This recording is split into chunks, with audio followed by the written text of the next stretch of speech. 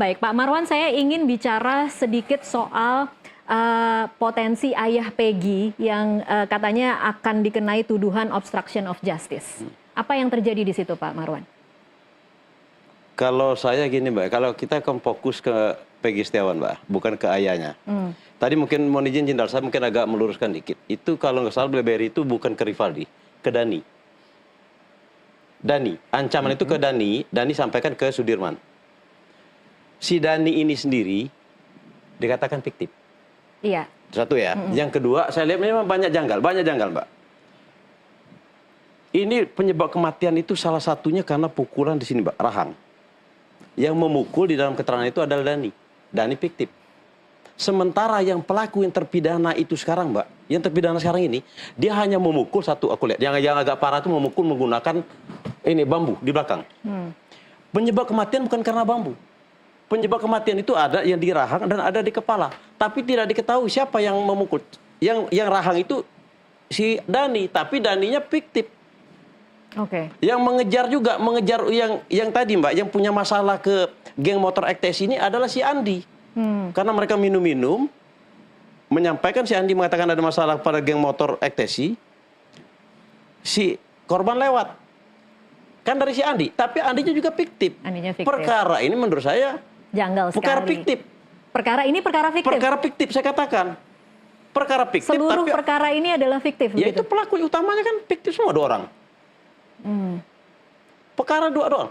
Mbak, saya pernah menyidangkan tentara juga, Mbak. Pasal 340 pembunuhan berencana. Junto 55 itu harus tahu perannya. Siapa yang memukul kepalanya, yang menyebabkan kematian? Ini kan tidak. Itu hanya ada, Mbak, memukul menggunakan tangan kosong, tidak menyebabkan kematian. Loh, kok dihukum seumur hidup? Oke, kalau Peggy sendiri statusnya mengenal tidak 7 terpidana lain, Pak Marwan?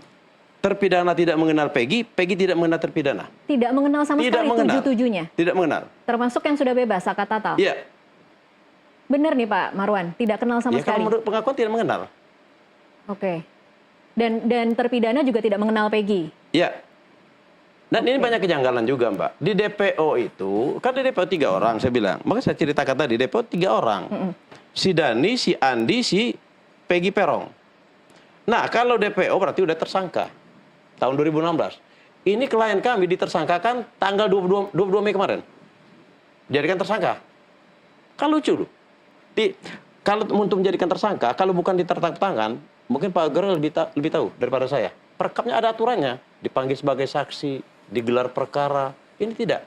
Itu satu. Yang kedua, Mbak, saya sebenarnya agak kecewa juga ke Mabes Polri, Mbak.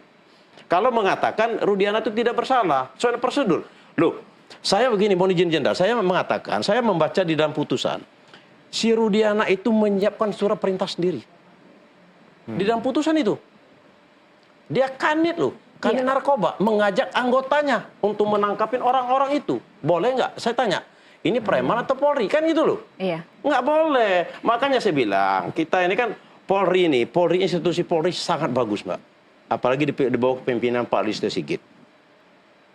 Anggota-anggota ini sangat bagus, Mbak. Kasihan sama anggota-anggotanya dinas di Papua yang taruhannya nyawa segala macam. Ini kasihan. Karena oknum segelintir, maksud saya, kalau memang ini kita akuin aja kok. Kita kesatria, kita akuin ini salah, kamu salah. Sampaikan ke masyarakat. Saya sama salah kok. Bukan institusi kok. Institusi sudah bagus kok, udah ada perkapnya, ada peraturan kabar eskrimnya. Mau izin, benar Jenderal? Peraturan Kapolri. Iya, peraturan Kapolri ada. Turunannya peraturan kabar eskrim kalau nggak salah itu. Iya.